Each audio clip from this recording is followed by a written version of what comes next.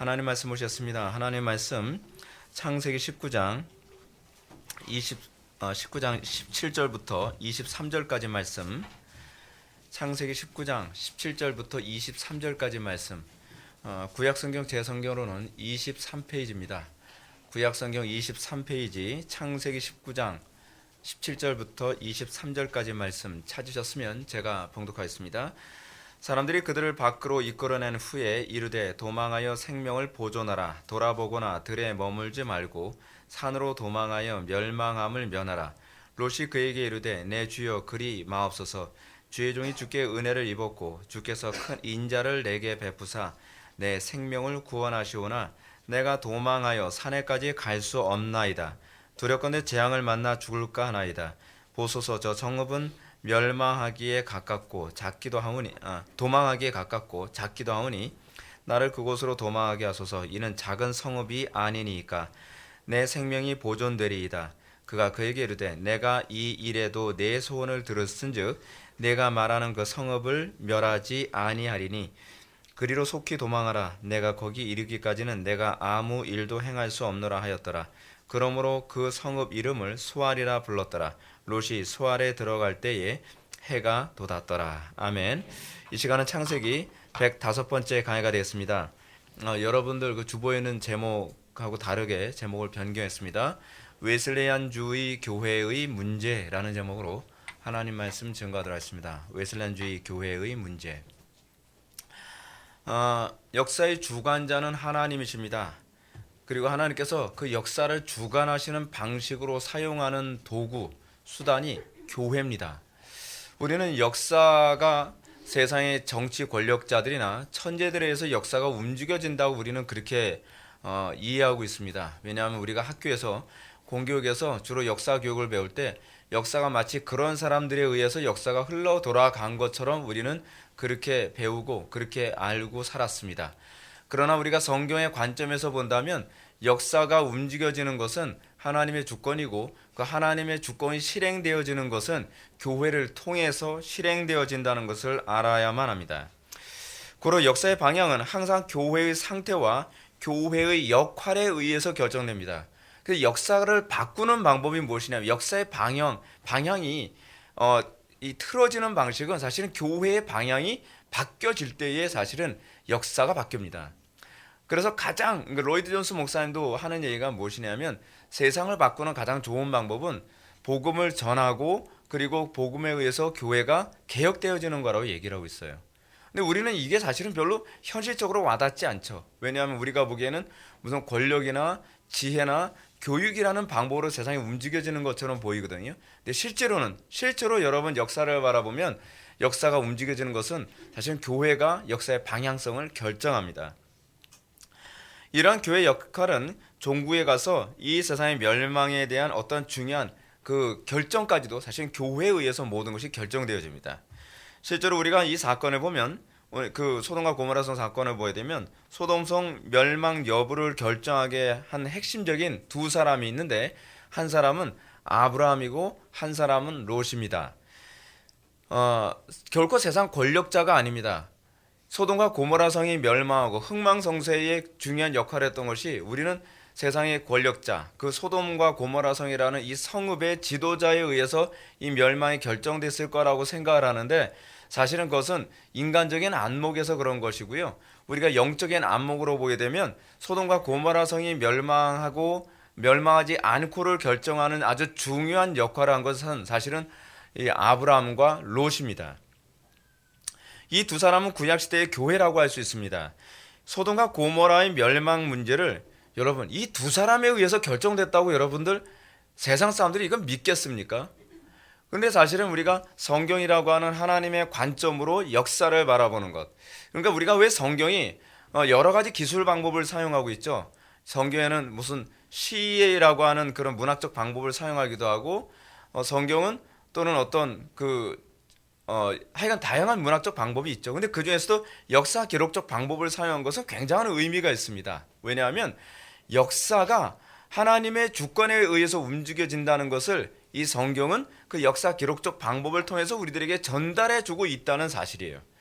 근데 놀랍게도 하나님의 관점에서 역사를 딱 들여다봤더니 소돔과 고모라 성의 멸망의 원인이 아니라 소돔과 고모라 성의 멸망 여부를 결정한 중대한 역할을 하는 사람들이 아브라함과 롯이라고 하는 두 사람이었다는 사실입니다. 그러면 이렇게 소돔 성의 멸망 기준을 이게 어떻게 결정된 건가요? 첫 번째는 아브라함의 기도입니다. 제가 난 예배 때도 여러분한테 말씀드렸죠. 기도가 역사를 진행시키는 하나님의 방식이라고요. 그래서 아브라함이 하나님과 기도라는 가운데 하나님께서는 내가 저 소돔과 고모라 성을 멸망시키겠다. 하나님께서는 결정을 내렸지만 아브라함이 뭐라고 하나님께 얘기합니까? 하나님, 의인과 악인을 같이 멸망시키겠나이까? 라는 이 기도를 통하여서 의인 10명만 있으면 내가 이 성을 멸하지 않겠다라고 하는 상태까지 간 거예요. 여러분, 기도가 이 정도로 중요하고 기도가 이 정도로 위대한 위치에 있습니다. 근데 우리는 기도하지 않고 뭔가 해보겠다고요? 기도하지 않고 우리의 몸이 먼저 움직이겠다고요? 이건 얼마나 어리석은 일인지 모릅니다. 아브라함의 기도가 이 의인 숫자 10명에 의해서 멸망 취소라고 하는 이것까지 관철이 된 케이스입니다. 그 관청으로 말미암아 소돔성 멸망 기준이 결정됩니다. 이렇게 소돔성 멸망 기준을 의인 숫자로 결정짓게 된 이유가 어디 있습니까? 이 창세기 18장 23절에서 이 기도의 내용이 나오는 거죠.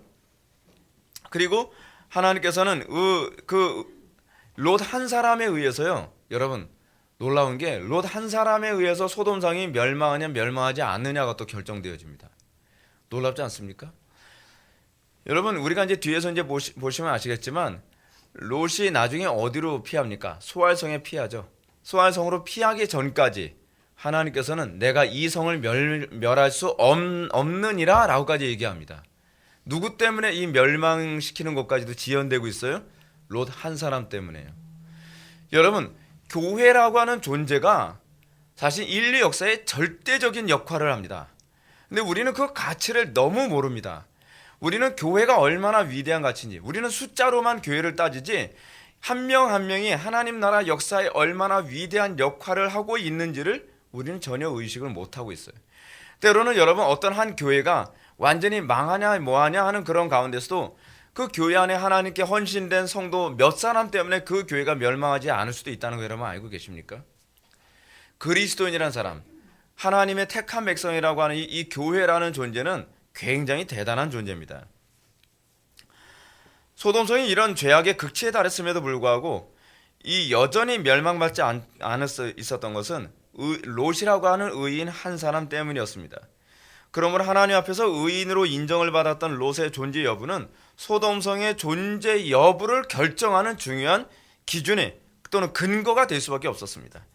이런 현상, 결국 의인 롯 한 사람을 통해 소알성 멸망이 제외된 것도 여기에 있는 것이죠. 아무튼 소돔성의 죄악은 더 이상 여호와 하나님으로 하여금 소돔성의 의인을 악인과 함께 둘 수 없는 상태까지 돼버리고 말았습니다. 그러니까 여러분, 하나님께서 결국 소돔과 고모라 성을 멸망시키는 이유가 뭐예요? 더 이상 의인과 이 악인들을 같이 둘 수 없어. 여러분, 이 개념이 어디서 나오는 개념인지 아세요? 이게 나중에 하나님께서 마지막 심판 때가 바로 그 개념이 나오는 거예요. 더 이상 온 세상을 심판하게 될 때는 의인을 이 세상과 같이 둘 수 없는 상태까지 된 겁니다. 하나님께서 교회를 통해 이 세상의 목표로 한 바가 무엇이죠? 세상의 죄악됨에 관해서 너희들 소금 역할을 해라, 너희들 빛의 역할을 해라. 하나님께서 우리를 그런 목적하에서 우리를 부르신 겁니다. 여러분, 교회란 존재가 우리는 자꾸 천국 가는 존재로만 자꾸 생각하는데 왜 가치를 이렇게 자꾸 격화시키는지 모르겠습니다. 그러니까 여러분, 기독교인들 보면 어떤지 아십니까? 자기 존재에 대한 프라이드가 없어요. 그렇죠? 내가 얼마나 위대한 존재로 부름받았는지, 그리고 내가 얼마나 중요한 역할로 부름받은 존재인지에 대한 존재 가치에 대한 프라이드가 너무 없죠. 우리 그리스도인 하나에 의해서 이 나라가요, 여러분, 망하고 망하지 않고도 여러분, 교회가 결정하는 겁니다. 제가 여러분한테 분명히 말씀드리지만 하나님께서 이 나라를 멸망시킬 것이냐 멸망시키지 않을 것이냐에 관한 문제는 얼마나 교회가 많으냐로 결정되지 않을 겁니다. 얼마나 이 나라가 타락했느냐로 결정되지도 않을 거예요.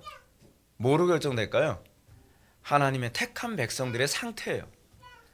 하나님의 택한 백성들이 여러분, 우리는 너무 그거에 관심이 없습니다. 요즘에 이제 개혁파 쪽에서 나오는 이제 설교문 같은 것도 어떤 그런 책들 보게 되면 거기서 제목이 뭐냐면 회심케 하는 설교에 관해서 관심을 굉장히 많이 갖고 있습니다. 회심이 청교도들이나 개혁자들의 설교의 가장 중요한 핵심이에요. 얼마나 많은 사람들이 예수 믿게 하고 얼마나 많은 사람들이 예배당에 들어오게 하느냐가 아니라 한 명 한 명을 회심케 해서 하나님께 헌신된 백성으로 살아가고 빛과 소금의 역할을 감당하는 사람으로 살아가는 것. 그리고 그 회심한 사람 한 명이 있기 때문에 그거 아십니까? 때로는 가정이 망하질 않아요. 그 한 사람 때문에 직장이 망하질 않아요.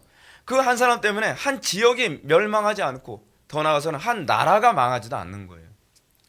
그러니까 여러분, 우리는 어떤 면에서는 기독교는 어떠냐면 양보다 질로 승부하는 것이 기독교입니다.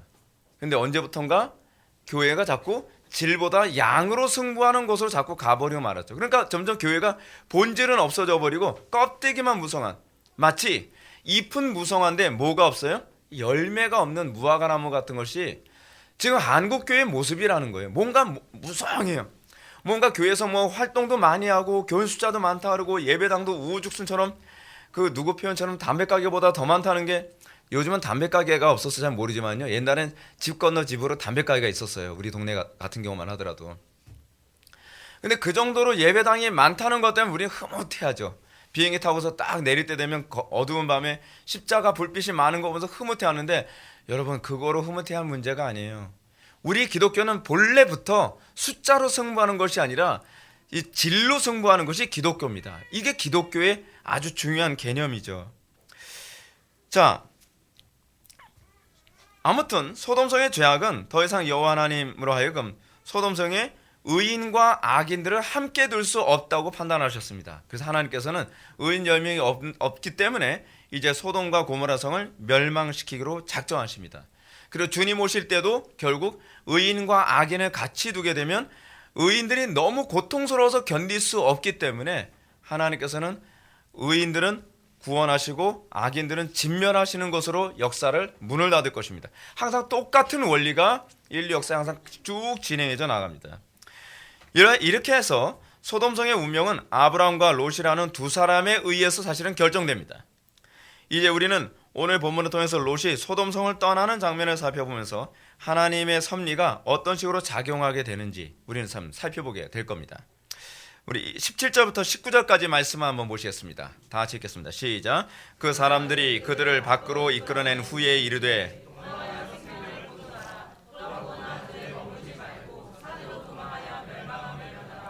롯이 그들에게 이르되 내 주여 그리 마옵소서. 주의 종이 주께 은혜를 입었고 주께서 큰 인자를 내게 베푸사 내가 도망하여 산에게까지 갈 수 없나이다. 두렵건대 재앙을 만나 죽을까 하나이다. 아멘. 지난 시간에 살펴봤던 것처럼 두 천사는 롯과 그의 가족들을 강압적으로 소돔성으로부터 이끌어낸 후에 구원 얻기 위한 분명한 행동 지침을 그들에게 얘기합니다. 여러분, 이건요, 제가 누누이 말씀드린 것처럼 예나 지금이나 복음을 전하는 방식과 그대로 일치합니다. 이 두 천사는 롯과 롯의 가족들을 강제로 끄집어내면서 뭐라 얘기합니까? 소돔성으로부터 도망하여 어디로 가요? 산으로 가라 라고 하는 행동 지침을 얘기했습니다. 근데 이 행동 지침은 어떤 마인드로 가야 됩니까? 그 마인드를 또 이렇게 얘기하고 있죠. 소돔성으로부터 산으로 도망하되 어떻게 해요? 절대로 뒤를 돌아봐서는 안 되며 다른 어떤 골짜기에도 머물지 말아야 한다라는 것입니다. 여러분, 이것이 신약적 개념에서 우리는 복음이 항상 어떻게 선포되어졌죠? 회개하라, 천국이 가까이 왔느니라. 우리는 회개를 해야만 합니다. 우리는 틀림없이 죄에서 떠나야만 합니다. 우리는 죄를 돌이켜야만 합니다. 그게 회개죠. 근데 돌이켜서 우리는 어디로 가야 됩니까? 우리는 죄를 안 짓는데 그리스도께로 안 간다고 한다면 아무 의미가 없습니다. 그래서 여기에 그리스도를 붙잡음이라고 하는 교리가 따라오게 되는 거죠. 그래서 여기에 주의 이름을 부름이라고 하는 교리가 나오는 것입니다. 회개 교리와 주의 이름을 부름, 회개 교리와 그리스도를 붙잡음이라고 하는 이 교리가 같이 가지 아니하면 여러분, 우리는 도덕적이면 천국 갈 수 있다고 생각하는 소위 알미니안적 사고에 빠지는 경우가 많이 있습니다. 그래, 나는 죄를 안 졌어. 여러분들 그러지 않습니까? 여러분들, 내가 이러이러해서 회개를 했는데 왜 하나님께서 나에게 은혜를 안 부어주시는지 모르겠어요. 아니, 죄를 안 졌다는 것에 대해서 또는 그 죄를 떠났다는 것에서 칭찬해 줄 만해요. 근데 여러분들이 죄를 떠났는데 그럼 어디로 갔냔 말이에요. 그리고 여러분들이 죄를 떠나는데 그 죄를 떠남으로 무엇을 의지했냔 말이에요. 자, 단편히 예를 들어 볼게요. 어떤 사람이 술을 끊었어요. 근데 술을 끊었는데 마인드 컨트롤로 끊었어요. 아무 의미가 없어요. 술을 끊었는데 내 결단력으로 끊었어요. 여러분, 담배 끊었다고 천국 갑니까? 아니, 여러분, 죄 짓는 거 끊었다고 천국 갑니까? 간음하는 거 여러분 끊었다고 천국 갑니까? 아니에요. 문제는 그 죄를 멈췄느냐의 문제가 아니에요. 항상 성경에 우리들에게 관심을 갖는 게 어디 있어요? 어디로 갔느냐에 관심을 갖고 있어요.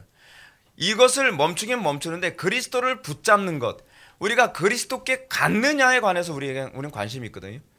자, 제가 여러분한테 얘기해 볼게요. 예배당에 왔으면 다 천국 가는 겁니까? 이게 소위 알미니안적 사고방식의 가장 심각한 문제가 그거예요. 사람들 어떻게 하냐, 예배당에 앉히면 천국 갈 거라고 생각하는 거예요.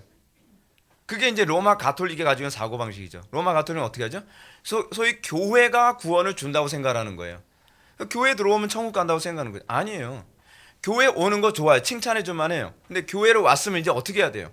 그리스도께로 도피해야죠. 그리스도께로 나아가야죠. 그리스도를 붙잡아야죠. 그리스도를 붙잡는데 가지 못한다고 한다면 여러분들 교회 나온 건 의미가 없어요. 우리는 항상 이 두 가지를 염두에 둬야만 합니다. 여기서도 이 두 가지 지침이 동시에 나타나고 있습니다. 근데 이 두 가지 지침이 잘 보세요. 소돔과 고모라 성에서 빠져나와서 산으로 가는데 어떤 마인드로 가야 되냐고 얘기하고 있습니까? 도망하되 절대로 뒤를 돌아봐서는 안 되고, 절대로 뒤를 돌아보지 말라는 얘기가 이게 어떤 개념입니까? 마치 이스라엘 백성들이 그 애굽으로부터 출애굽했으면 더 이상 애굽의 양식을 목말라 하면 안 되죠. 애굽의 양식을 추구하면 안 되죠. 이스라엘 백성들이 광야에서 진멸당한 이유가 어디 있죠? 이 소돔과 고모라 성 사건하고 똑같아요. 그들이 출애굽을 했는데 자꾸 애굽의 양식을 축내는 거예요. 그렇죠? 애굽에서는 부추도 먹고, 애굽에서는 마늘도 먹고, 애굽에서는 고기도 먹었는데 애굽의 음식이 그립다. 그래서 결국 소돔과 고모라 성을 나온 롯의 처는 어떻게 됐죠? 소금 기둥이 된 것처럼 이 사람들은 기껏 출애굽을 하고 나서도 광야에서 진멸당해 죽은 거예요. 똑같은 원리를 얘기하죠. 절대로 뒤를 돌아봐서는 안 되며, 그 다음에 뭐야? 다른 어떤 골짜기에도 머물지 말아야 한다. 골짜기. 여러분, 사실은 궁극적 목표는 산이잖아요. 궁극적 목표는 하나님께 도달해야 되는 거잖아요. 근데 그리스도께 도달하는 데 관심 없고 다른 것에 피하고 다른 것으로 나의 안식처를 삼아서는 안 된다는 것이죠. 문제는 뭔지 아십니까? 많은 사람들이 교회에 나왔습니다. 저는 상당수의 교회 정착 프로그램이라고 하는 거 여러분 많이 들어봤죠? 교인들, 우리 교회는 정착 프로그램 끝내줘요. 우리 교회는 한 번 오면 사람들 안 나가요. 그거 잘못된 교회입니다. 왜 잘못됐냐 하면요, 이건 꼭 이렇게 얘기하는 거예요. 저는 끝내줘요. 저는 한 번 먹은 건 절대로 배설 안 해요. 아니, 이렇게 되면 어떻게 되죠? 죽는 거예요. 죽는 거예요. 건강한 사람일수록 어떤 현상이 나타나죠? 잘 먹고, 그리고 먹은 것이 몸에 양분으로 빠져나갈 건 공급되어지고, 나갈 건 나가줘야죠. 근데 교회가 동일한 생리 구조를 가지고 있어요. 교회는 수많은 사람들이 들어와요. 수많은 사람들이 들어오는데 그 가운데서 여러분, 들어온 사람들이 다 하나님 백성 아니잖아요. 교회에 들어온 사람들이 다 구원받는 사람들 아니잖아요. 그럼 나갈 사람들은 나가고, 그리고 하나님의 백성들은 거기서 자리를 잡고, 그래서 건강한 교회로 세워져 가는 거란 말이죠. 근데 한국 교회는 전반적으로 어떤 교회를 자랑하냐 하면 이런 그런 구호 들어보셨죠? 앞문은 열고 뒷문은 닫고. 그러면 뭐죠? 그러면 변비. 심한 변비죠. 앞문 열고 먹기는 많이 먹고 거기는 딱 꿰매버리고, 그러면 죽는 거죠. 그건 죽는 거예요. 배설을 못하면 어떻게 해요? 배설을 못하면 이게 별로 억측 같은 적용이라고요? 아니, 이게 맞는 적용이에요, 여러분. 이게 정확히 맞는 적용이에요. 그래서 교회는 자연스러워요. 교회는 굉장히 자연스럽게 들어오고 나감이 굉장히 원활해야 돼요. 이게 원활하지 않으면 마치 사람의 몸이 생리적으로 이렇게 원활하게 움직이지 않은 것 때문에 병이 걸리는 것과 똑같은 현상이 나타납니다. 그래서 한국교회는 병이 굉장히 많아요. 질병이요. 왜냐하면 나가야 될 사람들이 안 나가고 들어와야 될 사람들이 안 들어오고 있는 거거든요. 그럼 뭘 해야 돼요? 한쪽으로는 전도를 열심히 하고 한쪽으로 나갈 사람들은 열심히 나가고, 그러면서 교회가 점점점 단단해져 가야만 합니다. 지금 여기서도 우리들에게 그걸 얘기하고 있지 않습니까? 교회 안에서 자꾸 세상 뒤돌아보는 사람이 있어요. 세상이 너무 좋은 거예요. 그래서 교회 안에 자꾸 그런 사람들을 정착시키기 위해서 어떻게 얘기해요? 자꾸 세상 뒤돌아보는 거. 마늘, 부추, 고기, 애굽의 양식을 계속 공급하면서 꼭 애굽까지 갈 필요도 없어. 여기서 얼마든지 애굽 양식 다 공급해줄 테니까 열심히 먹어. 하다못해 교회에서 요가도 가르치고, 교회에서 수영도 가르치고, 하고 세상의 것 다 가르치면서 세상의 유흥을 교회 안에서 다, 하다못해 교회에서 뭐까지 합니까? 복음성 가랍시고 락, 헤비메탈 해가지고서 사이키 조명 돌려가면서 애들 밖에 나서 춤출 필요 없어. 여기서 다 춰도 돼. 그러니까 병 나는 거예요, 교회가. 이게 정신을 잃어버린 거예요, 정신을. 또 뭘 얘기하고 있죠? 어떤 골짜기도 머물지 말라고 하는데 그리스도만 붙잡을 마음이 없는 사람들을 교회 안에 정착시키려고 하니까 어떻게 해요? 교회 안에서 다른 거로도 그것을 해결할 수 있는, 목사님 저는 아무리 교회 나와도요 술이 안 끊어져요. 술이 안 끊어지면 어떻게 해요? 그 술 다른 방법으로 끊는 방법 알려드려요. 일단 술을 끊어야 돼요. 술을 끊는 것 자체가 하나님께 원하시는 거예요. 그런 식이죠. 그래서 어떻게 해요? 무슨 금연 저기 한번 해보세요. 금연 교육도 한번 받아보시고. 여러분 그렇게 해서 술 끊었으면 어떻게 해요? 하나님 은혜라고 간증합니까? 아니면 키 밑에 비슷한 거 좀 붙이잖아요. 금연 그런 거 그거에게 영광을 돌리겠습니까? 그렇잖아요. 교회에서는 자꾸 다른 간증, 이것이 나의 간증이요 그러면서 이상한 간증을 해요. 키 밑에 같은 거 그거 붙였더니 담배 끊어지던데요. 금연교육 갔다 왔더니 끊어지던데요. 은혜는 언제부턴가 없어져요. 은혜는 없고 그리스도를 더 붙잡아야 될 게 아니에요. 그리스도를 붙잡으라고 교육을 해야 되는데 그리스도를 붙잡는 걸 싫어하니까. 그렇잖아요. 저는 그리스도를 붙잡지만 않는다면 전 교회 나오는 것도 좋고요. 저는 술, 담배 끊는 것도 좋아요. 왜요? 건강을 위해서. 목적부터가 불순하잖아요. 건강을 위해서 술, 담배 끊겠대요. 아니 건강을 위해서가 아니죠. 하나님의 영광을 위해서죠. 그러니까 교회가 자꾸 도대체 교회가 뭐 하는 건지 자체를 모르는 것 같아요. 그러니까 제가 답답해요. 저는요. 한국교회 보게 되면은 이 양반들이 장사를 하는 건지 도대체 하나님 나라가 도대체 뭔지도 모르겠고 답답합니다. 답답해요. 그래서 점점 그런 거에 영향을 받은 한국교회 교인들은 그것이 당연히 교회라고 생각해요. 근데 성경에서 그런 교회는 없어요. 제가 교회사를 뒤져보고 제가 성경을 봐도 우리가 다니는 오늘날 이 시대의 교회의 모습은 성경에 없는 교회를 우리는 다니고 있는 거예요. 이상한 교회죠. 여러분, 성경은 우리들에게 어떤 죄에 대한 변화를 요구할 때 행동의 변화를 요구하지 않습니다. 마음의 변화를 요구합니다. 마음의 변화가 반드시 행동에 동반됐을 때 그것이 믿음의 열매라고 얘기하는 겁니다. 내가 행동은 바뀌었는데 마음이 안 바뀔 수도 있죠. 우린 이걸 뭐라고 얘기합니까? 예를 들어서 저 남자를 좋아하지도 않는데 결혼했어요. 이건 심각한 거죠. 심각한 거죠. 하나님께서는 우리에게 뭐라냐면 내가 너를 나의 신부 삼았다 라고 했을 때 그 신부는 당연히 그리스도를 사랑하는 것이어야 돼요. 여러분들이 언약 백성인지 아닌지를 구별하는 중요한 시금석이 뭔지 아십니까? 내가 하나님을 사랑하게 됐느냐예요. 그것이 내가 하나님과 언약을 맺었는지를 알 수 있는 가장 중요한 시금석이죠. 그거 어디 나와 있는 얘기예요? 예레미야서 31장에 나오는 얘기잖아요. 신비에 뭐예요? 율법이 새겨진 거예요. 그 율법이 뭐예요? 사랑이죠. 하나님의 사랑이 너의 마음속에 부어진 바 되었다. 사실 예레미야서를 얘기하고 있는 거예요. 그 표현이요. 하여간 따라서 천사가 롯과 그의 가족들에게 요구한 것은 60만 소돔성에서 도망쳐 나오는 것이 아니라 그 마음까지도 소돔성으로부터 미련을 버리고 떠나야만 한다라고 권면하고 있다는 것이죠. 이것이 바로 사도 바울이 그리스도 예수의 사람들은 육체와 함께 그 정과 욕심을 십자가에 못 박았느니라 라고 하는 얘기입니다. 육체만 못 박은 게 아니라 정과 욕심도 함께 십자가에 못 박은 존재가 되어야 되는 거죠. 이게 그리스도인입니다. 그런데 여기서 문제가 생깁니다. 그 문제는 두 가지예요. 첫째는 나중에 우리가 살펴볼 문제겠지만 롯의 처가 소돔성에서 빠져나온 후에 천사의 경고를 어기고 소돔성에 대한 미련을 버리지 못하고 소돔성에서 빠져나왔는데 단지 뒤돌아봤다는 이유 하나만으로 어떻게 돼요? 그 소금기둥이 돼버리죠. 뒤돌아봤다는 것은 무슨 얘기입니까? 너는 몸뚱아리만 나왔지 마음은 여전히 거기 있다는 얘기예요. 여러분들 어떻습니까?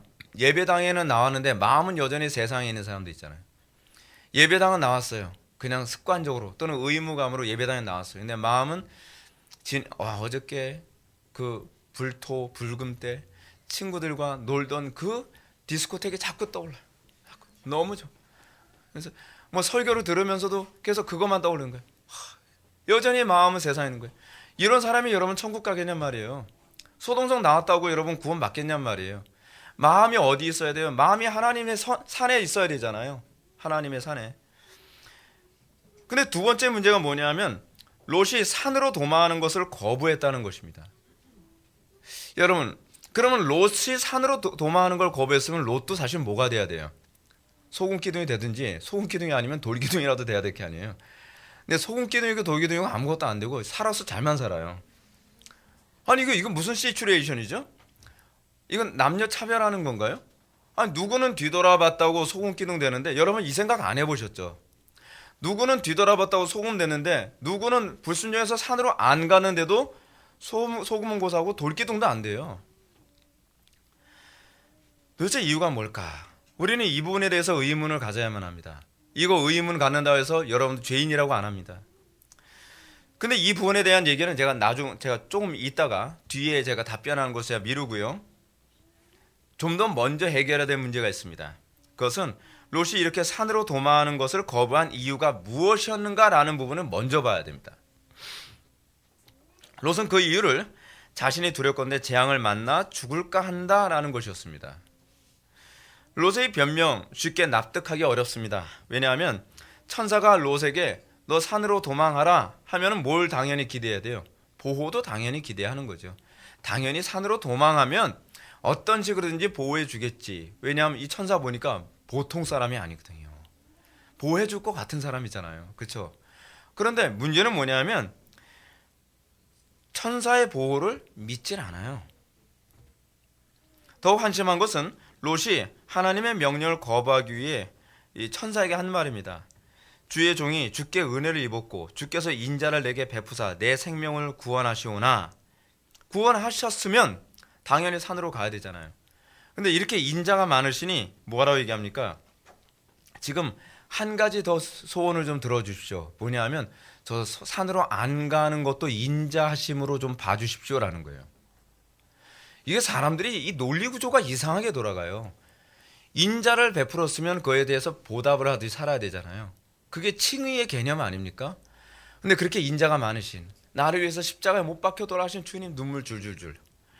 어떻게 나 같은 죄인을 위해서 눈물 줄줄줄. 그러면서 뭐라고요? 그 사랑이 많으신 주님, 내가 이 정도 죄 저지러도 이해하시죠. 사랑이 많으시고 자비가 많으시니까.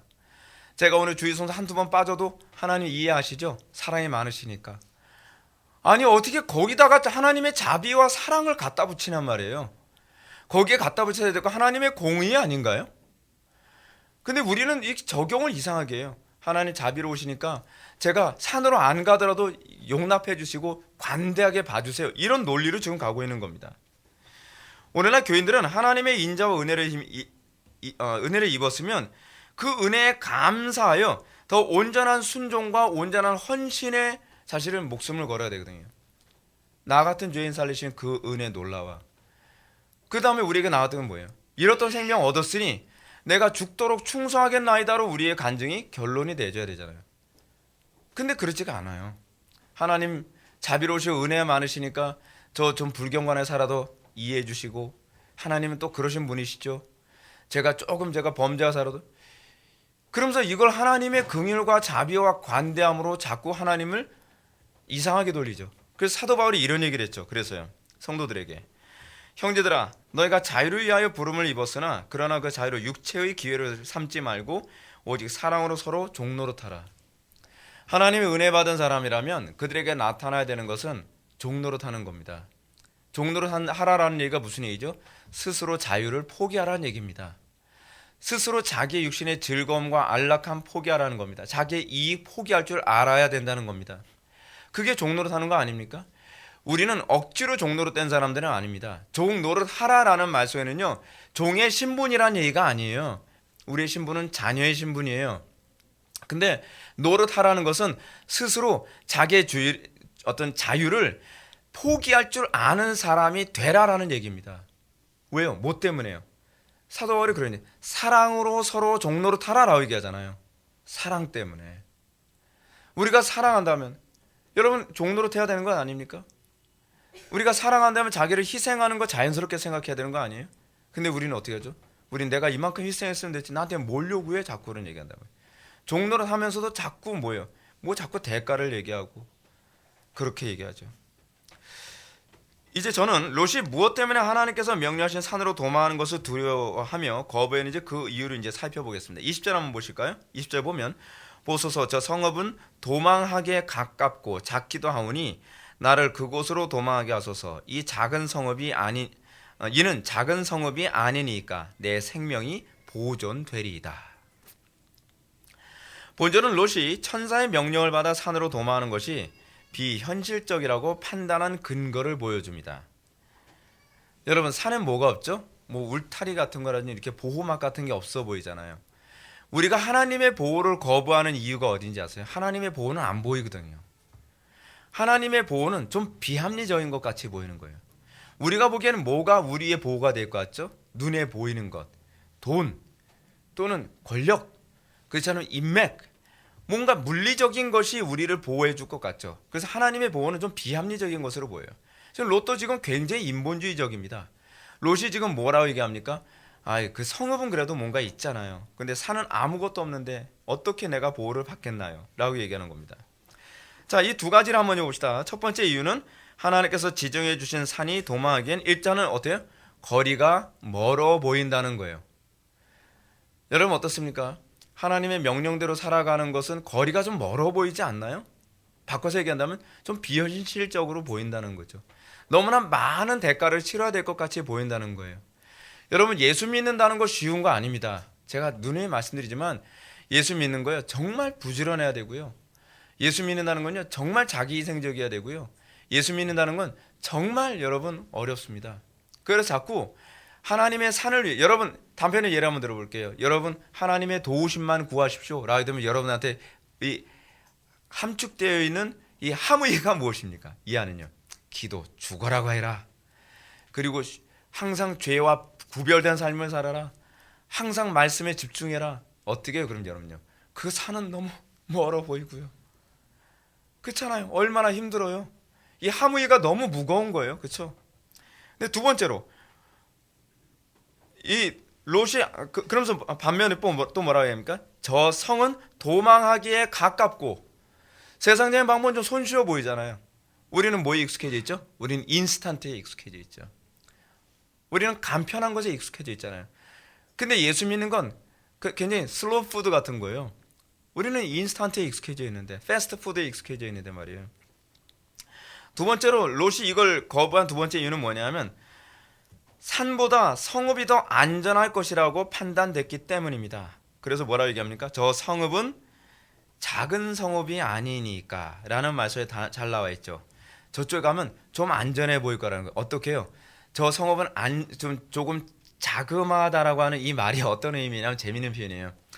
그래도 소돔과 고모라성 큰 성읍이니까 죄가 크지만 작은 성읍은 좀 작으니까 죄가 좀 작지 않을까요? 라는 의미로 얘기한 거예요. 이게요. 어떻게 머리를 써도 지금하고 똑같이 쓰는지. 지금 여기 이렇게 얘기한 거예요. 이게 제 얘기가 아니라 매튜엘리도 그렇게 얘기합니다. 매튜엘리 이렇게 얘기합니다. 자기가 정한 도성이 하나님께서 지정해 주신 산보다 더 안전하라고 생각하는 것이 롯의 약점이었다. 이런 롯의 말 속에는 저 성읍도 소돔섬처럼 그런 부분을 얘기하는 거죠. 작기 때문에 덜 죄악적이었을 것이다 라고 하는 의미죠. 그러나 무엇보다도 롯은 산보다는 성이 더 안전한 피난처가 될 거라고 보이는 거죠. 그렇게 보이지 않나요? 실제로 산처럼 아무것도 없는 곳보다는 그래도 뭔가 이 집도 있고 뭐 성으로 뭔가 둘러싸여 있고 그럼 더 안전해 보이지 않나요? 여러분은 이러한 롯의 태도를 보면서 과거에 노아가 보여줬던 태도와 너무나 대조적이라는 걸 알 수 있죠. 여러분 창세기 6장부터 다시 한번 이렇게 쭉 훑어보면 노아는요 롯하고는 굉장히 다릅니다. 노아는요 하나님께서 시키면 시키는 대로 순종을 해요. 어느 정도로 시키면 시키는 대로 순종을 하냐면 문짝 하나 내라고 해서 고지고대 또 하나를 내요. 예. 그리고 몇 큐빗 나오면 몇 큐빗 딱딱딱 맞춰요. 여러분 이게 어린아이처럼 예수 믿는 겁니다. 합리성, 상식적으로 또는 경험상. 여러분 경험상 여러분 창문 하나가 옳습니까? 여러 개가 옳습니까?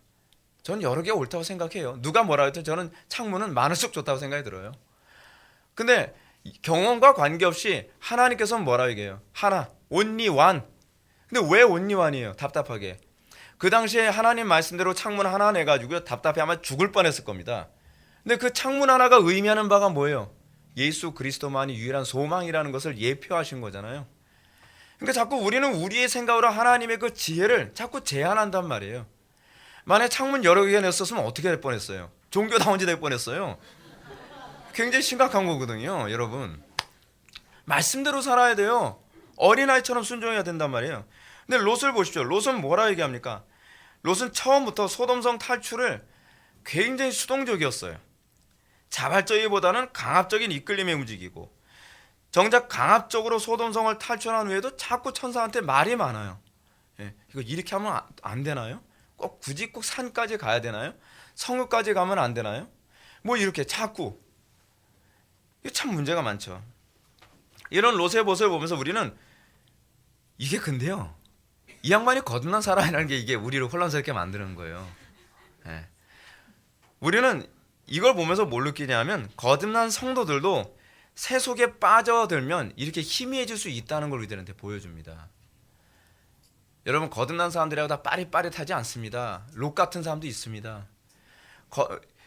제가 누누이 말씀드리죠. 거듭난 사람과 거듭나지 않은 사람의 차이는 뭐라고요? 죄에 대한 거부감 차이일 뿐이지 실제로 우리가 성령을 소멸하고 죄악된 삶에 살아가면 분별력, 판단력 다 흐려집니다. 이 불신자나 그러니까 이 별로 구별이 잘 안 돼요. 그래서 간혹가다 저 사람 진짜 거듭난 사람 맞나? 아닌가? 어떻게 저 사람 과거에 저렇게 경건했던 사람이 저렇게 판단이 흐려질 수 있지? 그거는요 거듭난 사람들도 가능한 일이에요. 이 롯에게서 잘 나타나는 부분입니다. 여러분 이 롯이 이런 강압적으로 이제 그가 거듭난 사람이었다는 점은 그럼 우리는 어떻게 과연 알 수 있을까요? 그 이유가 이제 몇 가지 있습니다. 첫 번째는 뭐냐면 베드로후서 2장 7절에 그 얘기가 나오죠. 베드로후서 2장 7절에 뭐라 얘기합니까? 무법한 자의 음란한 행실로 말미암아 고통당하는 의로운 롯을 건지셨으니. 이미 베드로 이 후서 아니었으면 저는 이 사람 거듭나지 않았다고 얘기했을 거예요. 근데 베드로 후서에 의하면 롯이 의로운 사람이었다. 의롭게 된 롯이라고 하는 부분을 분명하게 얘기해 줍니다. 그럼 이렇게 세상 사람들과 구별 대비 없는 사람들 가운데 구원받은 사람과 구원받지 않은 사람을 그럼 어떻게 우리가 판별할 수 있을까요? 사실 여러분들도 이게 좀 궁금해지지 않겠습니까? 그래서 제가 이 부분에 가서 여러분한테 좀 말씀드리고 싶어요. 첫째는 제가 말씀드렸던 것처럼 이런 사람들도요 죄악된 삶을 즐기지 못합니다. 그 양심이 상해요. 이게 바로 이제 베드로후서 아까 말씀드렸던 그 구절 다음 구절에 2장 9절에 나오는 얘기입니다. 그들 중에 거하여 날마다 저 불법한 행실을 보고 들음으로 그 의로운 심령이 상함이라. 여러분들이 아무리 세상에 찌들어 살고 성령 소멸하며 살아도요 거듭난 사람은 그 심령이 세상에 동화되지가 않습니다. 그 심령이 상하고 괴로워하고 탄식이 나오게 되어 있습니다.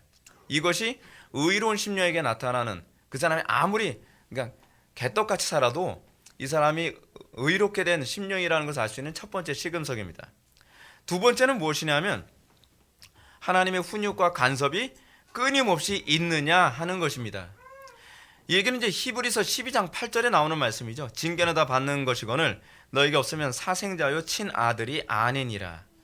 다시 말해서 징계야말로, 다시 말하면 훈육이야말로 하나님의 백성됨의 또 시금석이라고 합니다. 여러분, 속 안 새기는 자식만 자식은 아니잖아요. 속 새기는 자식도 있죠. 근데 속 새기는 자식이든 속 안 새기는 자식이든 그 두 자녀들한테 부모가 공통적으로 하는 일 있죠. 훈육이죠. 훈육. 남의 자식 아무리 착해도요, 내 새끼 아니면 훈육 안 합니다. 그렇죠? 내 새끼니까, 내 자녀니까. 걔가 잘못하더라도 아무리, 그러니까 속으로는 이 호적을 파서 그냥 저놈한테 줘버릴까? 그런 마음이 들어도 내 새끼니까 어떻게 자꾸 간섭하고 매도 들고 야단치고 잔소리하고 막 그러는 거죠. 그래서 여러분, 하나님의 백성들은 세속적인 삶을 살아가게 됐을 때 가만히 놔두질 않습니다. 인생이 참 고달픕니다.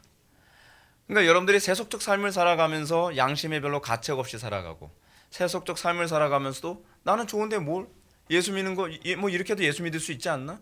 난 형통하고 행복한데, 할렐루야인데, 이건 좀 문제가 있는 사람이에요. 이 사람은 정말 우리가 좀 불쌍히 여겨야 될 사람입니다. 기도를 많이 해주셔서 하나님께서 좀 간섭 좀 많이 해달라고 좀 기도해 주셔야 돼요. 네, 간섭해 주시면 스쳐도 한 방이더라고요. 하나님 되게 힘듭니다. 근데 문제는 그 다음에 있죠. 롯의 이런 불신에 가득한 요구가 천사에게 허용이 됐다는 겁니다.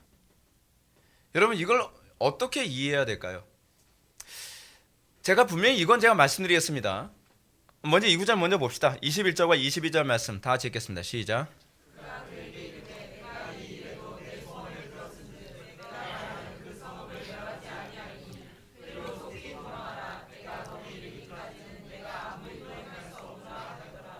그러므로 그 성읍 이름을 소아리라 불렀더라. 아멘.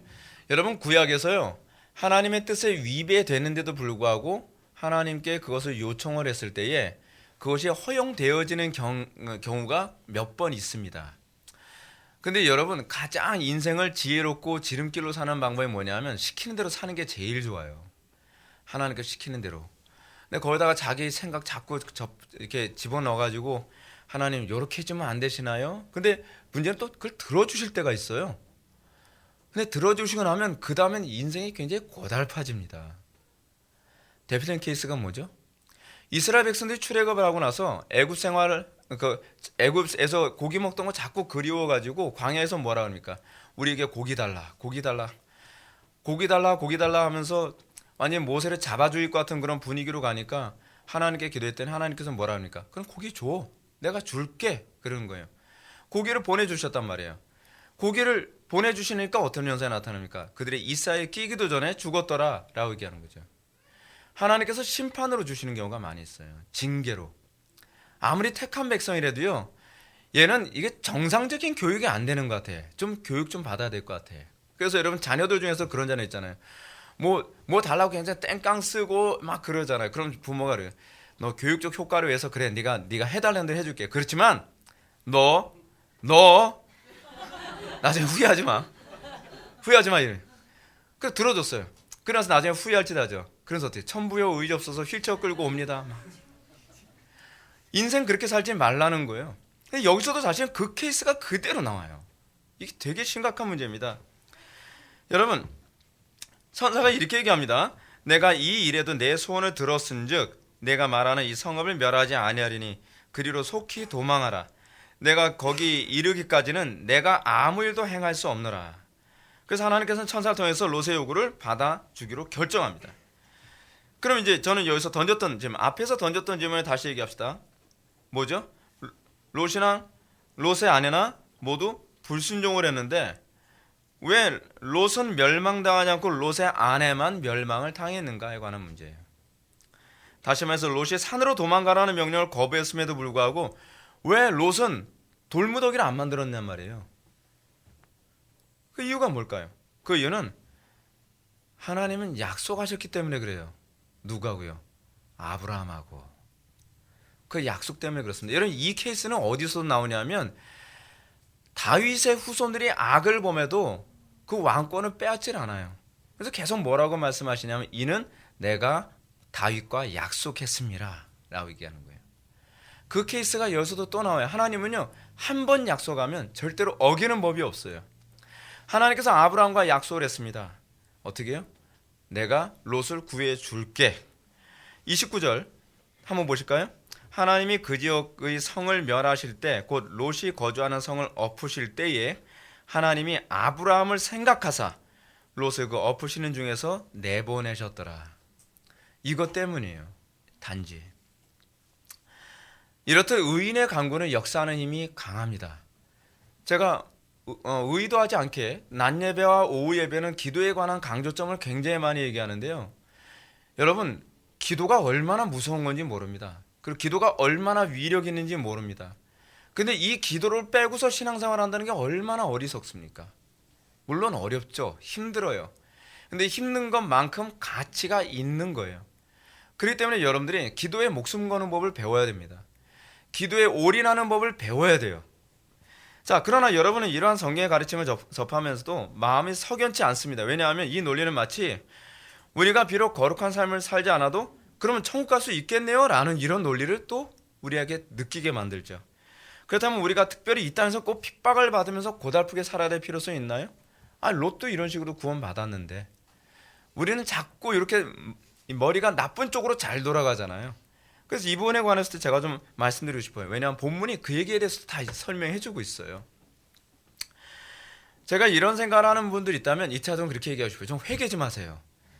정신 차려야 돼요. 좀 제발 생각을 그쪽으로 좀 돌리지 마세요. 왜냐하면 롯처럼 이렇게 신앙생활 할지라도 택한 백성이란 분명히 구원을 받겠지만 이보다 더 분명한 사실은 뭐냐면 그렇게 사는 사람은요, 은혜의 감격이 뭔지 몰라요. 제가 말씀드렸죠. 이미 구원받은 사람들은요, 세상의 것 재미를 못 느껴요. 이미 구원받은 하나님의 백성은요, 오로지 기쁨과 즐거움을 느낄 수 있는 것은 딱 하나밖에 없어요. 하나님을 영화롭게 하는 것 이외에는 기쁨이 없어요. 근데 하나님도 영화롭게 하지 않겠다. 그리고 세상의 즐거움대로 살겠다. 근데 내 영혼은 구원받았네? 거듭났네? 그럼 이게 재미가 없어요. 재미가. 옛날에 뭐 노름하던 게 재미도 있을지 모르겠는데 이제는 화투를 치면서 팔만 아프지. 내가 왜 이렇게 재미가 없지? 재미가 없지. 세상 영화 보면서도 재미가 없어요. 그때 같은 재미가 없어요. 그래서 자꾸 보면서 눈만 아픈 거예요. 어떨 때 행복하냐 하면 하나님을 위해서 살 때만 행복한 거예요.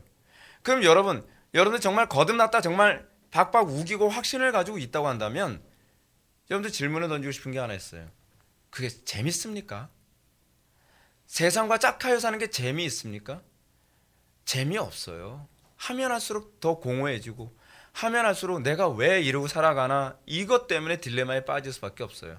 게다가 하나님은 또 가만히 안 두시죠. 맨날 들볶아요. 마치 옆에서 엄마가 맨날 잔소리하듯이 아빠가 맨날 매들듯이. 이게 가치가거든요. 이렇게 인생 살고 싶습니까? 전 여러분들에게 정말 권하고 싶은 건 하나님의 영광에서 죽도록 충성하며 사십시오. 이것만큼 행복한 게 없습니다. 여러분들이 정말 구원받은 하나님의 백성이라면 이것이 내가 인생을 사는, 내가 이 땅에 태어난 유일한 행복이라는 것을 여러분은 알게 될 겁니다. 그래서 여러분, 하나님의 백성들은 핍박 받아가면서 고난 당해가면서 손해봐가면서 남들 미련하다고 하더라도 이 길로 계속 가는 이유가 거기 있는 거예요. 이게 행복하거든요. 제가 어저께 저녁을 혼자서 혼밥하게 돼서 음식점에 와서 혼밥했습니다. 혼밥했는데 거기서 그 TV가 나와서 참 TV를 그럴 때 아니면 못 봐요. 근데 TV를 딱 보는데 거기서 뭐 춤추면서 노래하는 여자가 나왔어요. 걔는 이름도 몰라요. 저는 처음 보는. 근데 유명한지 어떤지도 모르겠어요. 근데 무슨 장면이 나오냐면요, 걔가 맨날 춤추느라고 이 허리가 좀 다쳤나 봐요. 허리가 너무 아프다는 거예요. 그러면서 허리 아픈 거 병원 치료받으면서 가면서도 무대에 서면 막 춤추나 난리도 아니에요. 그래서 자기 거기서 행복을 느끼는 거예요. 거기서 불쌍한 거죠. 그거로 자기 행복을 느끼는 거. 근데 우리는 뭐로 행복을 느끼죠? 여전히 나는 춤을 추면 행복합니까? 그건 문제가 있는 거죠. 그 사람은 진짜 하나님하고 아무 관계가 없는 사람이에요. 내가 하나님 안에 있을 때, 내가 하나님께 대한 봉사로 살 때, 그걸 우리는 뭐라 하죠? 하나님께 대한 봉사? 예배죠. 그걸 월십이죠. 내가 그렇게 살아가면서 그것 때문에 내 인생이 의미가 있다고 느껴졌을 때 그런 사람이 복된 사람입니다. 우리가요, 세상의 즐거움, 세상에 파묻혀서 거듭났다고 하면서 세상에 파묻혀 사는 건 꼭 이런 사람하고 같아요. 여러분 다 경험 있는 걸 제가 얘기해 드릴게요. 숙제 안 하고서 놀면서 부담스럽게 노는 거하고 똑같아요. 와닿나요? 네. 정말 놀고는 싶은데 숙제 안 하면 내일 맞을 거 뻔히 다 알고 있거든요. 놀면서도 마음이 편하지가 않아요. 이거 똑같은 거예요, 여러분. 예, 다 경험 있죠. 예. 근데 더 심각한 문제는 롯처럼 하나님께서 요구하시는 이 구원의 방식을 철저하게 준행하지 않고 자기 나름대로의 구원의 방법이 허용돼서 구원을 받게 된다면 그 사람은 부끄러운 구원을 받는 것으로 끝나질 않아요. 흥미로운 게 뭐냐면 자녀들에게는 신앙 전수에 실패해버려요. 오늘 실제로 롯의 불경건한 삶과 불신은요, 자신의 딸들의 목숨을 구하였을지는 몰라요. 사실 롯의 딸들의 그 구원을 받은 건 사실 롯 때문이에요. 근데 결국 롯의 딸들이 얼마나 불경건한 삶을 살아요. 이게 롯의 라이프 스타일이 만든 비참한 결과거든요. 그래서 롯과 두 딸들 사이에서 자식이 태어나잖아요. 사생아죠, 사생아. 이 두 딸들의 이름이 뭡니까? 결국은요, 모압과 암몬 족속의 뿌리가 돼요. 이 모압과 암몬 족속들이 결국 뭘 만들죠? 인류 그 이스라엘 역사상 계속 이스라엘 옆구리에 가시 역할을 하는 그 민족의 시작이 여기서 시작되잖아요. 제가 오늘 설교 제목을 뭐라고 얘기했죠? 알미니안주의 교회의 문제점이라고 제가 설교 제목을 바꿨습니다. 알미니안 교회가 이런 교회예요, 여러분. 여러분, 알미니안주의, 저는 더 정확하게 웨슬리안주의. 여러분, 웨슬리안주의, 알미니안주의는 이단입니다. 근데 이 웨슬리안주의는 또 약간 달라요. 그래서 조나단 에드워즈 같은 경우에도요, 조나단 에드워즈의 동시대 사람이 누구예요? 요한 웨슬리였잖아요. 근데 이 조나단 에드워즈가 알미니안주의에 대해서 완전히 이단이라고 혹독하게 비판을 하는 설교가 굉장히 많거든요. 근데 동시대 살아가면서 웨슬리에 대해서 한 번도 비판한, 그렇게 이단이다 뭐다 그렇게 비판한 설교가 없어요. 그 왜냐하면 웨슬리안주의와 알미니안주의도 약간의 차이가 있기 때문에 그런 거거든요. 자, 그럼 볼까요? 저는 감리교나 성결교 또는 오순절 또는 성공회 같이 소위 알미니안적, 그러니까 더 정확하게 이제 웨슬리안주의적 그 신앙을 기초로 목표로 삼는 교회들을 보면 그런 교회 구원이 없다라고 얘기하기가 곤란해요. 근데 그 구원을, 물론 그 요즘에 거기서 나온 자유주의적 성향을 가지고 있는 교회까지 포함해서 얘기하지는 않습니다. 저는 자유주의적 성향으로 간 교회들에 대해서는 저는 구원에 대해서는 별로 긍정적으로 보질 않아요. 근데 웨슬리안적 성향을 가지고 있는 교회들의 그 구원은요, 마치 뭐와 같냐 하면 산으로 도망가야 될 걸 소알성으로 도망가게 하는 식의 구원이에요. 구원이 없다라고 얘기할 수는 없는데 그 구원을 통해서 나타나는 결과가 별로 그렇게 유익하지 않아요. 자, 제가 단편인 역사적 예를 한번 들어볼게요. 여러분, 제가 오늘 난예배 때 잠깐 언급했던 것처럼 스펄전이 어느 교회에서 여러분 구원받은지 아세요? 구원받은 곳은 감리교에서 구원받았습니다. 스펄전이 6살 때서부터 자기의 죄의 문제에 대해서 심각하게 고민했거든요.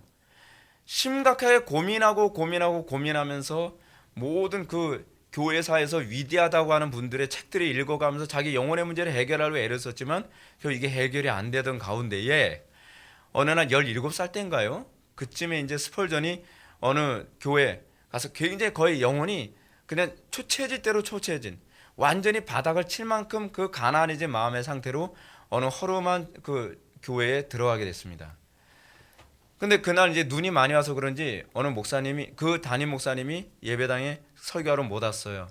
그래서 스펄전이 정말 굉장히 가난한 마음 가지고 한쪽에 딱 앉아 있는데 보니까 배운 것도 별로 없고 별로 이렇게 이 겉보기에는 별로 아무것도 없어 보이는 사람이 무식한 언어로 얘기하는 게 스펄전 보면서, 이북의 젊은이, 내가 자네 얼굴을 보니까 참 불쌍하구려. 그리스도를 붙들게. 근데 그게 와닿은 거예요. 그러면서 그 사람은 거기서 그리스도를 붙들고 구원을 받았어요. 그래서 회심하고 나서 너무 기쁜 나머지 몇 년 후에 다시 그 교회를 갔어요. 설교 들었는데 여전히 또 그런 설교들 하는 거예요. 예수 믿고 구원받는 거, 예수 믿고 구원받는 거. 여러분, 한국 교회가 여러분 거의 강단이 다 그 얘기인 거 알고 계십니까? 예수 믿고 천당만 얘기해요. 그러니까 스펄전이 그랬다 그러죠. 아하, 이 교회는 구원받는 데는 유익이 있을지 모르나 성화에 살면은 아무 유익이 안 되는구나. 그래서 그 교회 더 이상 가지를 않았다는 거예요. 여러분, 저는요, 구원 여부를 얘기한다면, 구원 여부를 따진다고 한다면 저는 웨슬리안 유형의 교회에 대해서도 구원이 있을 수 있다고 생각해요. 근데 전 그거로 끝나지 말자는 거예요. 한국교회의 문제가 무엇이냐면 구원까지만 생각을 해요. 그 이후의 파장을 생각하지 않는단 말이에요. 잘 보세요. 오늘날 우리 개혁파 교회가 웨슬리안주의 교회를 보면서 우려하는 것은 그 신앙이 마치 롯의 신앙과 같이 보인다는 거예요. 즉 감리교나 성교교 같은 아이미나주의 교회를 표방하는 교회들이 결국 모압과 암몬 같은 교회들을 수도 없이 배출해내지 않습니까? 그 교회들을 통해서 여러분 불트만이 들어오고 볼트만이 들어오고 온갖 실존주의 칼 마르트가 들어오고 온갖 자유주의 신학에 막 들어와요. 막 들어와. 그래서 교회 안이 마치 모압과 암몬 같은 교회들로 바글바글해요. 게다가 웨슬리안주의적 교회들이 주로 그쪽으로 많이 치우치죠. 근데 그 교회들이 누굴 공격하고 누굴 괴롭게 하죠? 하나님의 말씀을 정확하게 믿겠다는 교회들을 끊임없이 괴롭히잖아요. 여러분 알고 계세요? 그렇게 해서 그 당대에는 구원받는 사람이 나올지 모르지만 그 다음 세대에서는 끊임없이 불륜으로 만들어진 자녀들 같은 교회들로 계속 시끌벅적해진다는 사실을요. 하나님께서 산으로 도망가라고 명령했으면 그냥 고지식하게 산으로 가는 방법을 선택해야 돼요. 물론 멀죠. 물론 그것이 우리가 보기에는 불안정해 보이죠. 근데 하나님께서는 다 이유가 있는 거예요. 근데 우리는 그걸 다이렉트로 순종을 안 한단 말입니다. 소위 웨슬리안주의를 표방하는 교회들은 소활성으로 도피하는 구원을 다른 사람들에게 알리는 것과 같은 교회예요. 여러분 생각해 보세요. 십자가 지고 자기를 부인하고 막 이것만 얘기하는 교회보다 산을 가르치는 교회보다 어느 쪽으로 도망가라고 하는 교회 사람들이 더 많이 오겠습니까? 소활로 가세요. 소활로 가도 구원받아요. 마치 요즘 웨슬리안 교회들은 소활성으로 집결시키는 그런 것 같은 거예요. 그러니까 우리 개혁파 교회는 어때요? 우리 개혁파 교회는 산으로 다이렉트로 가세요. 그러니까 그 소활성 들렸다가 가면 안 되나요?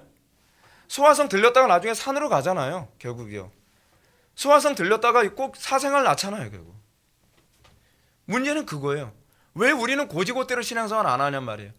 우리가 생각하기에는 뭐가 더 지혜로워 보여요? 소활성 들렸다 가는 게 낫죠.